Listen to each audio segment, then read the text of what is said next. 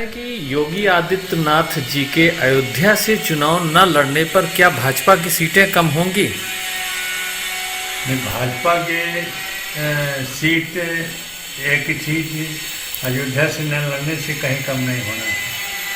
अयोध्या से न लड़ने का तो हम ही एक सुझाव दिया था कि आप गोरखपुर से लड़ें, क्योंकि अयोध्या में जो कार्य चल रहा है श्री राम जन्मभूमि का, उसमें रास्ते जो चौड़ीकरण है वो, और बहुत लोग उससे प्रभावित हो रहे हैं, और सारे आरोप जो है वो योगी आदित्यनाथ जी के ऊपर लग रहा कि मुख्यमंत्री सब करा रहे हैं।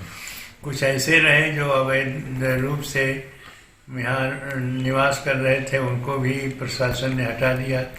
तो ये सब माहौल जो है वो कुछ गड़बड़ दिखाई दिया, तो हमने सुझाव दिया कि आप गोरखपुर से रहें। और सीट के जनता है, जनता कितना प्रभावित कर पाए हैं भाजपा और कितनी सीट उनको मिल पाएगी, यह तो जनता के ऊपर निर्भर करता है। और जनता में जितना यह अपने विकास का प्रभाव छोड़ पाएंगे, उसी हिसाब से उतना उनको सीट भी मिल पाएगी। नहीं तो अगर योगी जी अयोध्या से चुनाव लड़ते बाय द वे, तो आसपास का जो जनपद है अयोध्या के सीमावर्ती जनपद, उन पर भी तो अच्छा खासा प्रभाव पड़ता। जो जैसा यहाँ लड़ने से पड़ता वैसा वहाँ भी पड़ेगा। वहाँ भी आसपास के कई ऐसे सीट हैं जो गोरखपुर से संबंध रखते हैं, इसलिए वहाँ से लड़ने से उन लोगों की वो सीट जो है वो आसानी से ये निकल सकती है, इसमें संशय नहीं है। यहाँ के लड़ने से उनके लिए ही स्वयं संशय रहा। अच्छा, इसलिए उनको यहाँ न लड़ने के सुझाव एक मैंने दिया था। अच्छा, राम मंदिर का मुद्दा भाजपा को कितना फायदा पहुंचा सकता है इस विधानसभा चुनाव में? देखिए, राम मंदिर का मुद्दा भाजपा को बहुत कुछ लाभ दिया। इनके दो सांसद थे, दो सांसद से आज 303 कितने सांसद हो गए हैं, और कई राज्यों में इनका शासन है, केंद्र में शासन है। तो यह राम मंदिर ही सब कुछ उनको दिया, क्योंकि राम मंदिर राम के नाम से तो परम धाम की प्राप्ति हो जाती है। तो ये लौकिक है, लोक की जो संपदा है, लोक का जो प्रतिष्ठा सम्मान है, वो उसके मिलने में कोई संशय नहीं है। बीजेपी को राम मंदिर मुद्दा अपने चुनावी मुद्दे में और हर उसमें रखना अवश्य है।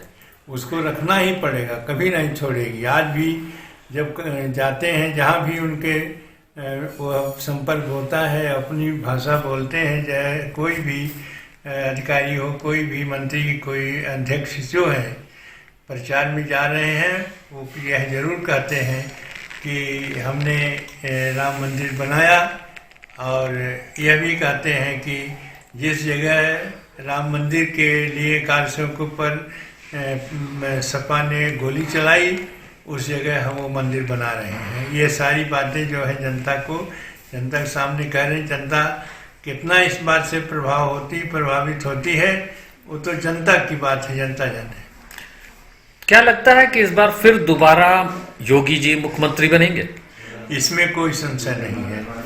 योगी आदित्यनाथ जी निश्चय ही पुनः उत्तर प्रदेश के वह मुख्यमंत्री बनेंगे, और उनको पूर्ण बहुमत से सरकार बनेगी। ऐसा जैसा कि मीडिया के माध्यम से आ रहा है, उससे सबसे आगे जितने भी पार्टियां हैं वो सबसे आगे, मुख्यमंत्री के दृष्टि से सबसे आगे हैं, और यह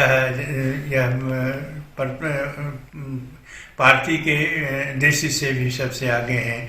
इससे पता चलता है कि निश्चित है कि बहुमत मिलेगा और पुनः योगी आदित्यनाथ जी मुख्यमंत्री बनेंगे। जैसा आप कर रहे हैं कि बीजेपी सबसे बड़ी पार्टी होगी, तो क्या लगता है पिछले विधानसभा चुनाव के अपेक्षाकृत इस बार के विधानसभा चुनाव में बीजेपी की सीटें घटेंगी या बढ़ेंगी? देखिए, समस्या जो है वह जो बीच में कृषि कानून के कारण जो ये किसान हैं, उनकी जो समस्या उधर पश्चिम क्षेत्रों में आई, उसका प्रभाव निश्चित पड़ेगा। इसलिए उतनी सीट नहीं हो पाएगी जितना कि पिछले चुनाव में रही, लेकिन बहुमत इनको जरूर मिलेगी। अच्छा, एक अहम सवाल ये है, क्या साधु संतों का राजनीति में प्रवेश आपके दृष्टिकोण से कितना उचित है? साधु संत राजनीति में नहीं रहते, राजनीति वालों को आशीर्वाद देते हैं। अब हमारे यहाँ जो भी पार्टी के लोग आते हैं उनको हम आशीर्वाद देते हैं, और उसके बाद में साधु को चुनाव लड़ना और साधु को इसमें पार्टी के साथ जुड़ना, क्योंकि यदि पार्टी के साथ जुड़ते हैं तो वो एक पार्टी के होंगे और पार्टी से अलग होकर के केवल उन पार्टी वालों का आशीर्वाद देते हैं। जैसा अभी आपने बताया कि योगी जी को हमने यहाँ से चुनाव लड़ने के लिए मना किया, राय दी, क्योंकि यहाँ पे कुछ व्यापारियों का विरोध था। तो ये व्यापारियों का जो विरोध है, क्या अयोध्या विधानसभा को प्रभावित कर सकता है? देखिए, अब व्यापारी विरोधी रहे हो, व्यापारी जो वेद गुप्ता है वही उनको टिकट मिल गया है जी। अब उनको जोड़ने का काम है, समझाने का काम है कि तुम लोगों का कोई क्षति नहीं होगी। वो लोग सोचते थे कि हम लोग का बहुत नुकसान होगा और उस नुकसान की भरपाई नहीं हो पाएगी, इसीलिए वो विरोधी से अब जो वेद प्रकाश गुप्ता जी हैं, इनको टिकट मिला है, इनको चाहिए कि उनको संतुष्ट करें और विजय प्राप्त करें। अयोध्या विधानसभा की 5 सीटों पर सभी प्रत्याशियों ने अपने पत्ते खोल दिए, यानी कि उम्मीदवार की घोषणा कर दी। क्या लगता है कि अयोध्या से हम कितनी सीटें हासिल कर सकते हैं? अभी तक जो सर्वे में आया है वो 5 सीट भाजपा के पक्ष में आया है, इसलिए वो लोग एक एक व्यक्तियों से पूछते हैं, वहाँ की जनता से पूछते हैं और पूछ करके ही बताते हैं कि इस सर्वे में अयोध्या के 5 सीट जो है वो भाजपा के पक्ष में आएगी, ऐसा सर्वे आया है। आपको क्या लगता है? सर्वे को छोड़िए, आपकी अपनी क्या लगती है आकलन? हमको तो यही चाहिए कि अयोध्या है, अयोध्या के पिछले चुनाव में 5 सीट आई थी और इस वर्ष भी 5 सीट अयोध्या के ये भाजपा के पक्ष में आना चाहिए। पिछले चुनाव के पहले यही सीट सपा के खाते में चली गई थी, तेज नारायण पांडे ने यहाँ से जीत हासिल की थी।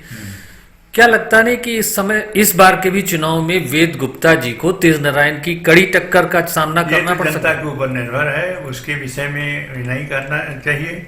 नहीं कह सकते हैं कि तेज नारायण कितना प्रभावित जनता को करते हैं और वेद गुप्ता कितना प्रभावित करते हैं। जितना जनता का झुकाव जिसके पक्ष में होगा उसी को विजय मिलेगी।